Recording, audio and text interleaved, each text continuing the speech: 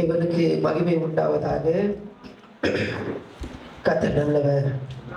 இந்த புதிய ஆண்டினுடைய புதிய நாளிலே தேவ சமூகத்துல கடந்து வந்து தேவனை துதிக்க, விண்ணப்பங்களை ஏறெடுக்க, வேத வசனத்தை தியானிக்க தேவன் தந்திருக்கிறதான இந்த நல்ல காலை நேரத்துக்காக கர்த்தருக்கு நான் நன்றி செலுத்துகிறேன்.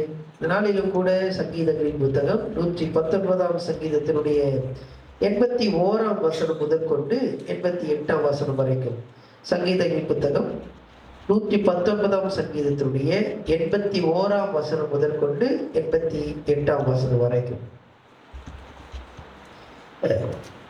யாராவது வாசிக்கிறீங்களா? உம்முடைய ரட்சிப்புக்கு என் ஆத்துமா தவிக்கிறது, வசனத்துக்கு காத்திருக்கிறேன். எப்பொழுது என்னை தேற்றுவீர் என்று உம்முடைய வாக்கின் மேல் நோக்கமாய் என் கண்கள் பூத்து போகிறது. புகையில் உள்ள குருத்தியை போலானே, உமது பிரமாணங்களையோ மறவேன். உமது அடியேனுடைய நாட்கள் எம்மாத்திரம். என்னை துன்பப்படுத்துகிறவர்களுக்கு நீர் எப்பொழுது நியாய தீர்ப்பு செய்வீர்? உம்முடைய வேதத்துக்கு விரோதமாய் அகங்காரிகள் எனக்கு குழிகளை வெட்டினார்கள். உம்முடைய கற்பனைகள் எல்லாம் உண்மையாய் இருக்கிறது. அநியாயமாய் என்னை துன்பப்படுத்துகிறார்கள். நீர் எனக்கு சகாயம் பண்ணும். அவர்கள் என்னை பூமியில் இராமல் நீக்கிவிட சற்றே தப்பிற்று. ஆனாலும் நான் உமது கட்டளைகளை விட்டுவிடவில்லை. உமது கிருபையின்படி என்னை உயிர்ப்பியும். அப்பொழுது நான் உம்முடைய வாக்கின் சாட்சியை காத்து நடப்பேன். ஆமென். இந்த சங்கீதத்தை நாம் நன்கு அறிவோம். இந்த சங்கீதம் முழுவதும் வேத வசனத்தினுடைய மகத்துவங்களை, வேத வசனத்துடைய முக்கியத்துவத்தை சொல்லுகிறதான ஒரு சங்கீதமாக இருக்கிறது. ஆனால் இந்த பகுதியில நாம் பார்ப்போமே, ஆனால் இந்த சங்கீதக்காரன் ஒரு காரியத்தை குறிப்பிடுகிறார். அது என்னவென்றால், அவருடைய பிரச்சனையை அவர் சொல்லுகிறார். அந்த பிரச்சனை எப்படிப்பட்ட பிரச்சனை என்றால், நீங்காத பிரச்சனை. தொடர்ச்சியாக அவருடைய வாழ்க்கையிலே பிரச்சனையை சந்தித்து கொண்டே இருக்கிறதை நாம் பார்க்கிறோம். இந்த பிரச்சனையானது எப்படி என்றால், மற்றவர்கள் அவரை துன்பப்படுத்துகிறார்கள் என்று அவர் சொல்லுகிறார். 84ஆம் வசனம். என்னை துன்பப்படுத்துகிறவர்களுக்கு 86ஆம் வசனம். உம்முடைய கற்பனைகள் எல்லாம் உண்மையாய் இருக்கிறது. அநியாயமாய் என்னை துன்பப்படுத்துகிறார்கள்.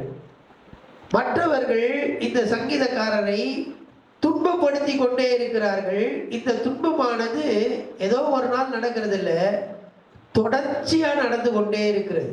தொடர்ச்சியாக இப்படி தொடர்ச்சியாக நடக்கும்போது ஒரு காரியம், ஒரு பிரச்சனை தொடர்ச்சியாக நம்ம வாழ்க்கையில் இருந்தால் நம்மளுக்கு என்ன வரும்? சோர்வு கண்டிப்பாக வரும். அதே போலதான் இந்த சங்கீதக்காரனுக்கும் சோர்வு வருகிறதை நாம் பார்க்கிறோம்.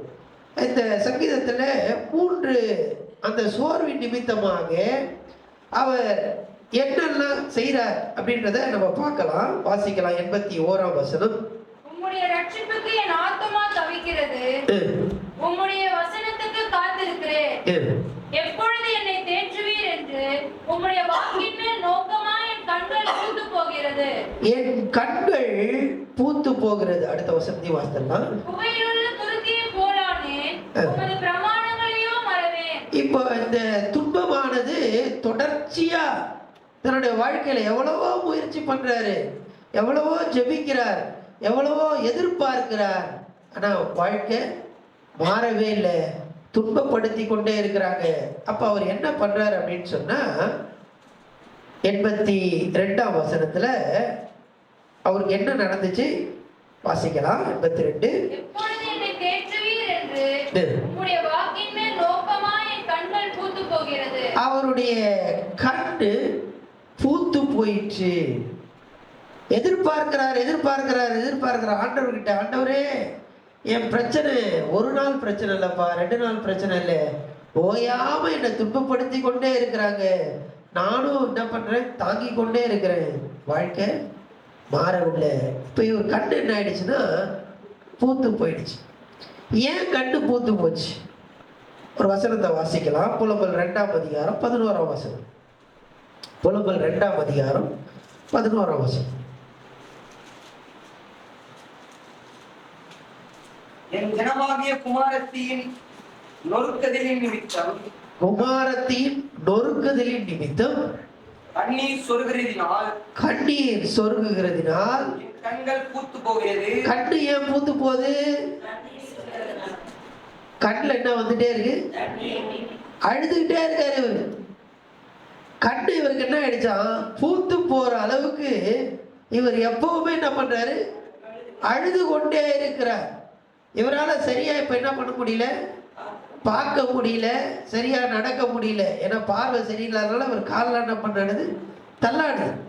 ஏன்னா கண்கள்ல தண்ணி, அழுதுகிட்டே இருக்கார். அழுது அழுது அழுது இவர் கண் பூத்து போயிற்று. ஆனா பிரச்சனைக்கு எந்த விதமான தீர்வும் வரல.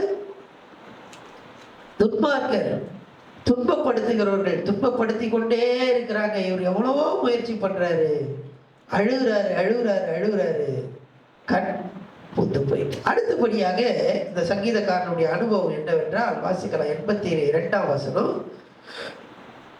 எப்பொழுது என்னை தேற்றுவீர்? எப்பொழுது எப்பொழுது 84ஆம் வசனம். உமது அடியேனுடைய நாட்கள் எம்மாத்திரம்? என்னை துன்பப்படுத்துகிறவர்களுக்கு நீர் எப்பொழுது நியாயம் தீர்ப்பீர்? எப்பொழுது எப்பொழுது இந்த 2 வசனத்திலையும் பார்த்தீங்க அப்படின்னு சொன்னா எப்பொழுது. இப்ப இவரு முதல்ல என்ன பண்ணிட்டு இருந்தாரு? அழுது அழுது அழுது அழுது கண்ணே ஆயிடுச்சு, பூத்து போச்சு. இப்போ அடுத்தது வாயை பயன்படுத்துறாரு. ஆண்டவர்கிட்ட என்ன பண்றாரு? புலம்புறாரு.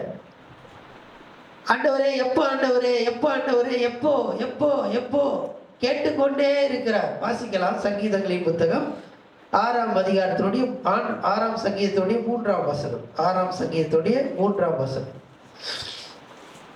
என் ஆத்துமா மிகவும் வியாகுலப்படுகிறது. கர்த்தாவே எதுவரைக்கும் இறங்காதிருப்பீர்? எதுவரைக்கும் இறங்காதிருப்பீர்? சங்கீதங்கள் இங்கே சொல்லுகிறதான எதுவரைக்கும் கேட்டுக்கொண்டே இருக்கிறார். வெளிப்படுத்தல் 6ஆம் அதிகாரம், வெளிப்படுத்தல் 6ஆம் அதிகாரம் 9ஆம் வசனம் 10ஆம் வசனம். வெளிப்படுத்தல் 6, 9, 10. ஒரு 5ஆம் முத்திரை உடைத்தபோது தேவ வசனம் நிமித்தம் தாங்கள் கொடுத்த சாட்சி நிமித்தமும் கொல்லப்பட்டவருடைய ஆத்துமாக்களை மரித்ததின் கீழே கண்டேன். அவர்கள் பரிசுத்தமும் சத்தியமுள்ள ஆண்டவரே, தேவரே பூமியின் மேல் குடியிருக்கிறவர்களிடத்தில் எங்கள் இரத்தத்தை குறித்து எதுவரைக்கும் நியாய தீர்ப்பு செய்யாமல், எதுவரைக்கும் என்னை துன்பப்படுத்துகிறவங்கிட்ட நியாய தீர்ப்பு செய்யாமல் பழி வாங்காமல் என்னை துன்பப்படுத்திட்டே இருக்காங்க ஆண்டவரே. எதுவரைக்கும் எதுவரைக்கும் பொறுமையா இருப்பீர்? என்னை துன்பப்படுத்தி கொண்டே இருக்கிறாங்க. என் கண்ணே என்ன ஆயிடுச்சு? பூத்து போச்சு. இப்ப வாயில என்ன பண்றாரு? கேட்டுக்கொண்டே இருக்கிறார். எதுவரைக்கும் எதுவரைக்கும் எதுவரைக்கும்? ஒரு வசனத்தை வாசிக்கலாம். எரேமியாவின் தீர்க்கதரிசன புத்தகம் 12ஆம் அதிகாரம். எரேமியா 12, 3, 4. கர்த்தாவே, நீர் என்னை அறிந்திருக்கிறீர், என்னை காண்கிறீர். என் இருதயம் உமக்கு முன்பாக எப்படிப்பட்டது என்று சோதித்து அறிகிறீர். அடிக்கப்படும் ஆடுகளைப் போல அவர்களை பிடுங்கி போட்டு கொள்ளை நாளுக்கு அவர்களை நியமியும். எந்த மட்டும் தேசம் புலம்பி எல்லா வெளியில் குழும்பாடி. போதும் பாருங்க. அதுக்கு முன்னாடி பாத்தீங்கன்னா, ஆண்டவரே நான் படுற பிரச்சனை எல்லாம் உனக்கு எல்லாத்தையும் அறிஞ்சிருக்கிறேன். என் பிரச்சனை உங்களுக்கு தெரியாத பிரச்சனை இல்ல, எல்லாம் உங்களுக்கு தெரியுது. அந்த வசனத்தை திருப்பி வாசிக்கலாம். 3ஆம் வசனம். நீர் அறிந்திருக்கிறீர், என்னை காண்கிறீர், என்னை பார்க்கிறீங்க ஆண்டவரே. என் இருதயமும் உமக்கு தெரியும். அடிக்கப்படும் ஆடுகளைப் போல அவர்களை பிடித்து போட்டு கொலை நாளுக்கு அவர்களை நியமியும். எந்த மட்டும் ஆண்டவரே, இதெல்லாம் நீங்க பார்த்துட்டு கூட எவ்வளவு நாள் நீங்க என்ன பண்றீங்க? அமைதியா இருக்கிறீங்க. எப்போ என்னை துன்பப்படுத்தி கொண்டே இருக்கிறாங்க ஆண்டவரே. எப்போ எப்போ எப்போ அப்படின்னு சொல்லி இந்த சங்கீதக்காரன் முதலாவது தன்னுடைய கண்ணை அவர் பயன்படுத்தினார். கண் என்ன ஆயிடுச்சு? பூத்து போச்சு. இப்போ வாயை பயன்படுத்தி எப்போ ஆண்டவரே எப்போ ஆண்டவரேன்னு கேட்குறாரு, பதில் இல்லை. ஆனால் ஆண்டவர் நமக்கென்று ஒரு நேரத்தை வைத்திருக்கிறார். நமக்கென்று ஒரு நேரத்தை வைத்திருக்கிறார். இந்த நேரத்தை குறிப்பதற்காக 2 வார்த்தை பயன்படுத்தப்படுகிறது. 2 வார்த்தை. அதில் ஒன்று என்ன, 2 வார்த்தையில் என்ன அப்படின்னு சொன்னால், குரோனாலஜி, குரோனோஸ் அண்ட் கைரோஸ் அப்படின்னு சொல்லுவாங்க மூல மொழியில். குரோனோஸ் அண்ட் கைரோஸ். குரோனோஸ் அப்படின்ற அந்த வார்த்தையில தான் குரோனாலஜி அப்படின்ற அந்த வார்த்தை. குரோனாலஜினா நமக்கு எல்லாருக்கும் நல்லா தெரியும். அதாவது கால அடிப்படையில் இருக்குது. போன வருஷம் இது நடந்தது, 13 வருஷத்துக்கு முன்னாடி இந்த சர்ச்சு ஆரம்பிச்சாங்க. இது என்னது? குரோனாலஜி. கால என்னன்னைக்கு எது இதெல்லாம் நடக்குது அப்படின்னு சொல்லி ஒரு அளவு நமக்கு இருக்கு. ஆனா கைரோஸ் அப்படின்னா என்ன அப்படின்னு சொன்னா, காட்ஸ் அப்பாயிண்டட் டைம். ஆண்டவரால் முன்குறிக்கப்பட்ட நேரம். ஆண்டவர் நம்ம எல்லாவற்றுக்கும் ஒரு நேரத்தை முன்குறித்திருக்கிறார். நம்ம ஆண்டவர்கிட்ட போய் ஆண்டவரே எப்ப ஆண்டவரே எப்ப, ஆண்டவருக்கு தான் எல்லாமே. ஆண்டவர் காண்கிறார், அவர் இருதயத்தை அறிந்திருக்கிறார், இருதயத்தின் நினைவுகளை வகையறுக்கிறவராக இருக்கிறார். எல்லாம் ஆண்டவர் நல்லா தெரியும். ஆனா ஆண்டவர் ஒரு நேரத்தை வைத்திருக்கிறார். God's appointed time. அவர் ஒரு நேரத்தை முன்குறித்திருக்கிறார். அந்த நேரம் வரைக்கும் நம்ம பொறுமையா இருக்க வேண்டியது மிக மிக மிக அவசியம். அல்லேலூயா. எபிரேயர் 6:12 வாசிக்கலாம். எபிரேயர் 6:12.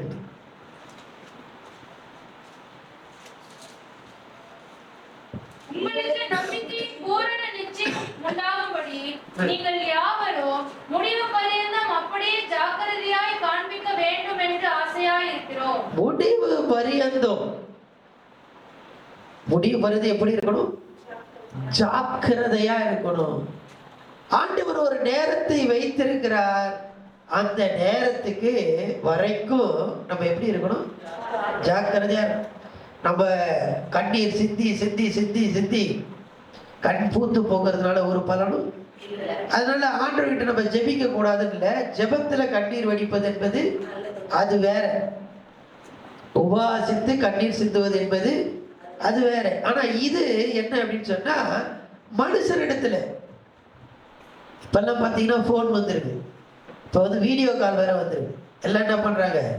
அழகா வீடியோவே பண்ணிட்டு என்ன பண்றாங்க? புலம்புறாங்க. அப்படியே அதை அழுகுறத பார்த்ததுமே அங்கே அதை பார்க்குறாங்க பாருங்க, அவங்க உடனே கிளம்பி வந்துடுறாங்க சண்டை போடலான்னு. ஸோ இப்படி நிறைய இந்த நாட்களில் இப்படி புலம்புறதுனாலையோ கண்ணீர் சிந்துவதனாலையோ ஒரு பிரயோஜனமும் இல்லை. ஆண்டவர் எல்லாவற்றையும் அறிந்திருக்கிறார். அவர் ஒரு நேரத்தை வைத்திருக்கிறார். அந்த நேரத்துல அந்த நேரம் வரைக்கும் எப்படி நம்ம இருக்கணும்? ஜாக்கிரதையா. அப்படி போட்டுருங்க. வாசிக்க அதே வசனத்தை வாசிக்கலாம். எபிரேயர்.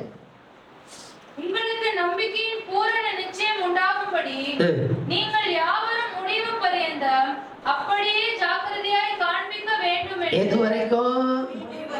முடிவு பரியந்தம் ஜாக்கிரதையா இருக்கிறோம். அது எவ்வளவு நேரம்? அது கொஞ்ச நேரம் தான்.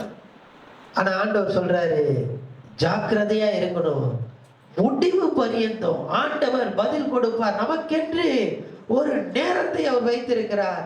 அந்த நேரம் வரைக்கும் நம்ம ஜாக்கிரதையாக நம்ம இருக்க வேண்டியது மிக மிக மிக அவசியமா இருக்கிறது. ரோமர் 15ஆம் அதிகாரத்தினுடைய 4ஆம் வசனத்தை வாசிக்கலாம்.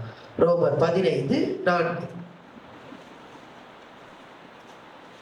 தேவ வசனத்தினால் உண்டாகும் பொறுமையினாலும் ஆறுதலினாலும் நாம் நம்பிக்கையுள்ளவர்களாகும்படி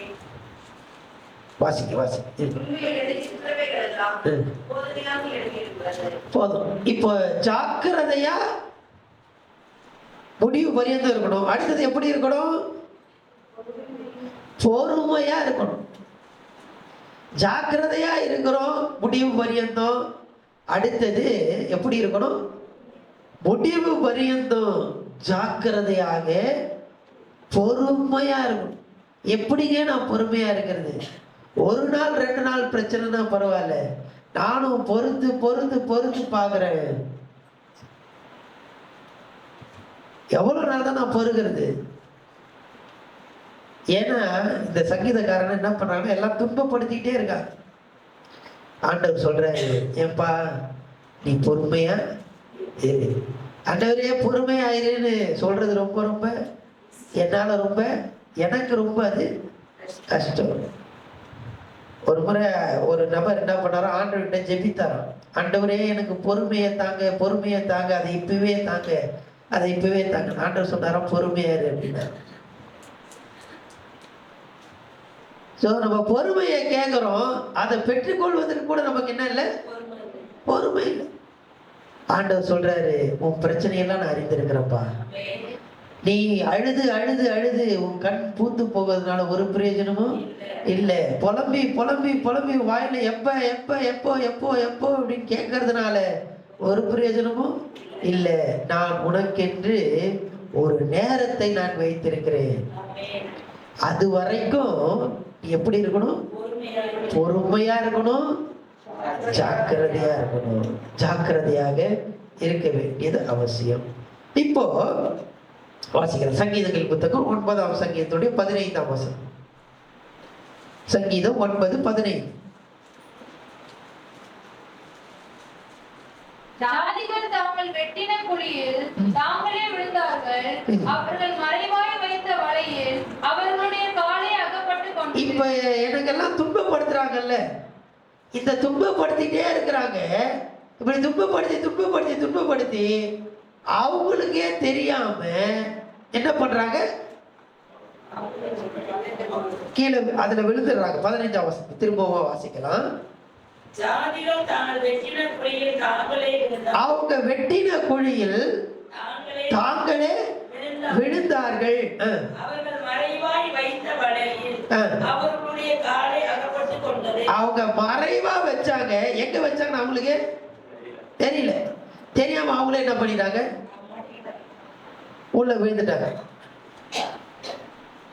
தேவஜனமே, நம்ம கொஞ்ச நேரம் பொறுமையா இருந்தோம்னா நமக்கு எதிராக குழி வெட்டுறவங்க, நமக்கு எதிராக நம்மளை துன்பப்படுத்துறவங்க எல்லாரும் என்ன பண்ணுவாங்கன்னு சொன்னா, அதுல அவர்களே விழுந்து விடுவார்கள். நம்ம பொறுமையா இருக்கும்போது இதெல்லாம் நம்ம என்ன பண்ணலாம், பார்க்கலாம். ஜாக்கிரதையா இருக்கும்போது இதெல்லாம் நம்ம என்ன பண்ண முடியும், பார்க்க முடியும். இன்னொரு வசனத்தை வாசிக்கலாம். நீதிமொழிகளின் புத்தகம் 26ஆம் அதிகாரத்தினுடைய 27ஆம் வசனம். நீதிமொழிகள் 26:27. படுகுழியை வெட்டுகிறவன் தானே அதில் விழுவான். கல்லை புரட்டுகிறவன் மேல் அந்த கல். உங்களை துன்பப்படுத்துகிறாங்களா, கொஞ்சம் பொறுமையா இருங்க, ஜாக்கிரதையா இருங்க. வேத வசனத்தை வைத்து கடைசி வரைக்கும் நீங்க அந்த ஜாக்கிரதையா இருக்கும்போது, நமக்கு எதிராக எத்தனை பேர் வேலை செய்யறாங்களோ, எத்தனை பேர் நம்மளை துன்பப்படுத்துறாங்களோ, அவங்க எல்லாருமே அந்த குழியில விழுந்து போவார்கள். ஹல்லேலூயா, ஹல்லேலூயா. இதுதான் ஆண்டவர் செய்யறது. இப்ப இந்த சங்கீதத்தினுடைய 119ஆம் சங்கீதத்துக்கு நம்ம கடந்து வரலாம். இந்த சங்கீதத்துல கடைசி பகுதி 86ல இருந்து வாசிக்கலாம். 86ல இருந்து. கற்பனைகள் எல்லாம் உண்மையாய் இருக்கிறது. அநியாயமாய் என்னை துன்பப்படுத்துகிறவர்கள் நீர் என்னை சகாயம் பண்ணும். அவர்கள் என்னை பூமியில் இல்லாமல் நீங்கிவிட சற்றே தப்பிற்று. ஆனாலும் நான் உமது கட்டளைகளை விட்டு விடவில்லை. உமது கிருபையின்படியே என்னை உயிர்ப்பையும், அப்பொழுது நான் உம்முடைய வாக்கின் சாட்சியை காத்து நடப்பேன். இங்க ஆண்டவர் நீதி செய்கிறார். அங்க நம்ம பார்க்கிறோம், சகாயம் பண்ணும். 86ல நம்ம பார்த்தோம்னா சகாயம் பண்ணும் அப்படின்னு சொல்லி இந்த சங்கீதக்காரன் கேட்கிறத நம்ம பார்க்கிறோம். ஆண்டவர் நீதி செய்கிறார். எவ்வளவு நாள் என்ன பண்ணிட்டோம், துன்பத்தை அனுபவிச்சிட்டோம், பொறுமையா இருந்தோம், ஜாக்கிரதையா இருந்தோம், கடைசி வரைக்கும் இருந்துட்டோம். இப்ப ஆண்டவர் என்ன பண்றார் அப்படின்னா, சகாயம் பண்றார் அல்லது நீதி செய்கிறார். அந்த நீதி எப்படி இருக்கிறது அப்படின்னு பார்த்தா 148ஆம் வசனத்தை வாசிக்கலாம். 119 சங்கீதத்தோட 148. உமது வசனத்தை தியானிக்கும்படி குறித்த ஜாமங்களுக்கு முன்னே மன்னிக்கவும் 42 142 142ஆம் வசனம். உம்முடைய நீதி நித்திய நீதி, உம்முடைய நீதி நித்திய நீதி, உம்முடைய நீதி நித்திய நீதி. 160ஆம் வசனம் 160ஆம் வசனம். உம்முடைய வசனம் சமுலமும் சத்தியம், உம்முடைய நீதி நியாயமெல்லாம் நித்தியம். உம்முடைய நீதி நியாயமெல்லாம் நித்தியம். தேவஜனமே, நமக்கு எதிராக எத்தனை பேர் நம்மளை துன்பப்படுத்தினாலும் பரவாயில்ல, ஆண்டவர் ஒரு நாளை வைத்திருக்கிறார். அந்த நேரத்துல ஆண்டவர் நமக்காக நீதி செய்வார். அந்த நீதி எப்படிப்பட்ட நீதினா நித்தியமான நீதி. ஹல்லேலூயா, ஹல்லேலூயா. நித்தியமாக ஆண்டவர் நமக்கு நீதி செய்கிற தேவனாய் இருக்கிறார். ஹல்லேலூயா. நமக்கு குழிய வெட்டுறாங்க, எல்லாம் பண்றாங்க, அதெல்லாம் ஒரு நாள் என்ன பண்ணிடும், மாறி போயிடும். ஆனா ஆண்டவர் நமக்கு நீதி செய்வார். நமக்கு ஒரு நேரத்தை வைத்திருக்கிறார். God's appointed time. அவரால் குறிக்கப்பட்ட ஒரு நேரம் உண்டு. அந்த நேரத்துல ஆண்டவர் நமக்கு நீதி செய்கிற தேவனாய் இருக்கிறார். அந்த நீதி இவங்க துன்பப்படுத்துறாங்க பாத்தீங்களா, அந்த மாதிரி இல்ல, நித்திய நித்திய நித்திய நீதி. ஹல்லேலூயா. நித்தியமாக ஆண்டவர் நியாய தீர்ப்பிலே நியாயம் நீதியை நிலைநாட்ட அவர் வல்லமை உள்ள தேவனாய் இருக்கிறார். ஹல்லேலூயா. கடைசியாக வாசிக்கலாம் 88ஆம் வசனம். 88ஆம் வசனம். இப்போ மூன்றாவதாக பார்த்தோம் அப்படின்னா, ஒன்று அவர் எதை பயன்படுத்தினாரு, கண்ணு. அழுது கண்ணு பூத்து போச்சு. ரெண்டாவது வாய். எப்போ எப்போ எப்போ எப்போன்னு கேட்கிறாரு. ஆண்டவர் என்ன பண்றாருன்னா பொறுமையாயிருன்னு சொல்லி அப்புறமா அவருக்கு என்ன பண்ணாரு, நீதி செய்தார். இப்போ அந்த நீதி செய்த பிற்பாடு ஆண்டவர் அந்த சங்கீதக்காரன் என்ன பண்றாரு அப்படின்னா உயிர்ப்பிக்கிறார். இதே நிலைமை இல்லை, இங்க சொல்லப்படுகிறது, உங்களுடைய கிருபையின்படியே என்னை உயிர்ப்பியும். இந்த உயிர் மீட்சி ரிவைவல் எங்கிருந்து வருது அப்படின்னு சொன்னா, எங்கிருந்து வருது, இருதயத்துல இருந்து வருது. கண்ணு பூத்து போச்சு, வாய் எப்ப எப்ப எப்பன்னு கேட்டுடுச்சு. ஆனா இப்ப ஆண்டவர் என்ன பண்றாரு அப்படின்னா நம்முடைய இருதயத்தை உயிர்ப்பிக்கிறார். ஹல்லேலூயா, ஹல்லேலூயா. உங்க வாழ்க்கையில எவ்வளவு பிரச்சனை இருந்தாலும் பரவாயில்ல, ஆண்டவர் நீதி செய்கிற தேவன். அவர் நீதி நித்திய நீதி. அவர் நம்மை உயிர்ப்பிக்கிற தேவனாய் இருக்கிறார். ஹல்லேலூயா, ஹல்லேலூயா. 25ஆம் வசனத்தை வாசிக்கலாம். சங்கீதங்களின் புத்தகம் 119ஆம் சங்கீதத்தோட 25ஆம் வசனம். என் ஆத்துமா மண்ணோடு ஒட்டி கொண்டிருக்கிறது. என் ஆத்துமா மண்ணோடு ஒட்டி கொண்டிருக்கிறது. உங்களுடைய வசனத்தின்படி என்னை உயிர்ப்பி. ஆண்டவர் எப்படி நம்மை உயிர்ப்பிக்கிறார் என்றால் வசனத்தின்படி உயிர்ப்பிக்கிறார். இங்க வாசித்ததான இந்த 88ஆம் வசனத்துல கிருபையின்படி உயிர்ப்பிக்கிறார். ஆமென். வசனத்தின்படி உயிர்ப்பிக்கிறார், கிருபையின்படி உயிர்ப்பிக்கிறார். இனி நம்மை எதிர்க்கிறதான அந்த துன்பப்படுத்துகிறதான அந்த நபர்களை நம்ம தேடி பார்த்தாலும் காண முடியாது. ஒருவேளை அவங்க இருந்தாலும் பரவாயில்ல, நான் உயிர் மீட்சி பெற்று விட்டேன். ஹல்லேலூயா. தேவஜனமே, இந்த நாளில இந்த சங்கீதக்காரனுடைய அனுபவம் நம்முடைய அனுபவமாய் மாறட்டும். நம்ம வாழ்க்கையில பிரச்சனை ஒரு நாள் 2 நாள் பிரச்சனை இல்லைங்க, இது மாறாத பிரச்சனையா இருக்கு. என்னை துன்பப்படுத்தி கொண்டே இருக்கிறாங்க அப்படின்னு நீங்க யோசித்தீங்கன்னு சொன்னா, தேவஜனமே கலங்க வேண்டாம். ஜாக்கிரதையாக பொறுமையாக முடிவு பரியந்தம் நம்ம இருக்கலாம். ஆண்டவர் நம்மை உயிர்ப்பிக்கிற தேவனாய் இருக்கிறார். கண்களை மூடி கர்த்தரை நோக்கி நம்ம பார்க்கலாம். வசனத்தின்படி நம்ம உயிர்ப்பிக்கிற தேவன், அவருடைய கிருபையின்படி உயிர்ப்பிக்கிற தேவன். அதுதான் கண்களை மூடி, ஆண்டவரே என்னுடைய சூழ்நிலையை மாற்றுகிற தேவன் நீரப்பா. ஹல்லேலூயா. நான் அழுது அழுது அழுது அழுது அழுது என் கண்கள் பூத்து போனது போதும் ஆண்டவரே. நான் எப்ப எப்ப எப்ப எப்ப பேசி ஆண்டவரே நான் புலம்பினது போதும் ஆண்டவரே. ஆண்டவரே என்னோட வாழ்க்கையில ஒரு உயிர் மீட்சியை கர்த்தர் நீர் கட்டளையிடுவீராக. ஆண்டவரே நீ நீதி செய்கிற தேவன். ஹல்லேலூயா. நீர் செய்கிற நீதி நித்திய நீதியாயிருக்கிறபடினாலே ஸ்தோத்திரம் அப்பா. எனக்கு விரோதமாய் குழியை வெட்டுகிறவர்கள் அதிலேயே அவர்கள் தெரியாமல் விழுந்து விடுகிறார்கள் அப்பா. அப்படியாய் ஆண்டவரே நீ நீதி செய்கிற தேவனாய் இருக்கிறபடினாலே ஸ்தோத்திரம் அப்பா. என்னுடைய இருதயத்தில் ஒரு உயிர் மீட்சியை கர்த்தர் நீ கட்டளையிடும்படியாய் கேட்கிறோம். ஒரு ரிவைவலை கர்த்தர் நீ கட்டளையிடும்படியாய் கேட்கிறோம் அப்பா. ஸ்தோத்திரம் அப்பா.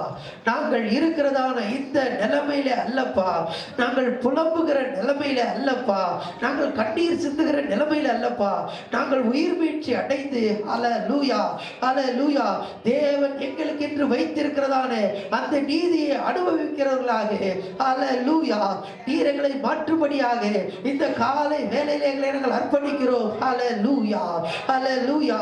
தொடர்ச்சியாய் ஆண்டவரே பிரச்சனையை சந்தித்து கொண்டிருக்கிறதான எங்களுக்கு எங்களுடைய இருதயத்தில் ஒரு பெரிய உயிர் மீட்சியை கர்த்தர் நீர் கட்டளையிட்டு தேவனுடைய நீதியை நாங்கள் அனுபவிக்கத்தக்கதாக ஆண்டவரே நீர் எங்களுக்கு உதவி செய்ய போற தயவுக்காக ஸ்தோத்திரம் ஆண்டவரே. ஹல்லேலூயா ஹல்லேலூயா ஹல்லேலூயா. பரலோக பிதாவே உம்மை துதிக்கிறோம் அப்பா. எங்களுக்கு உயிர் மீட்சியை தருகிற தேவன், உம்முடைய கிருபையின்படி உம்முடைய வசனத்தின்படி எங்களை எடுத்து நிறுத்தி ஆண்டவரே எங்கள் பிரச்சனைகளை எல்லாம் ஜெயிக்கத்தக்கதாக எங்களுக்குள்ளே உயிர் மீட்சியை கட்டளையிடுகிற தேவன். அப்படியா ஆண்டவரே தேவ ஜனத்துக்கு நீர் கட்டளையிடும்படியாய் கேட்கிறோம். விசேஷமா இந்த நாளுக்காக ஜெபிக்கிறோம். இந்த நாளிலே யார் யார் என்னென்ன காரியங்களை திட்டமிட்டு இருக்கிறார்களோ ஆண்டவரே அந்த திட்டங்களை எல்லாம் கர்த்தர் நீர் ஆசீர்வதிக்கும்படியாய் கேட்கிறோம். ஆண்டவரே அந்த திட்டங்களிலே தேவ கரம் அசைவாடும்படியாய் கேட்கிறோம். உடைய பாதுகாப்பை கர்த்தர் நீர் கட்டளையிடுவீராக. ஆண்டவரே இந்த நாள் எங்களுக்கு ஒரு ஆசீர்வாதத்தின் நாளாக, சந்தோஷத்தின் நாளாக இந்த நாளை நீர் மாற்றி அருளும்படியாய் கேட்கிறோம். தொடர்ந்து வேத வசனம் ஆண்டவரே தேவ பிரசன்னம் எங்களிலே நிறைவாய் இந்த நாள் முழுவதும் காணப்பட கிருபைத்தார். தேவ ஜனத்தை ஆசீர்வதியும். எல்லா துதி கன மகிமை உமக்கே நாங்கள் செலுத்துகிறோம். இரட்சகர் மீட்பர் இயேசுவின் மூலம் ஜெபம் கேளும் பிதாவே. ஆமென் ஆமென் ஆமென் ஆமென். Praise the Lord. Praise the Lord. God bless you. God bless you.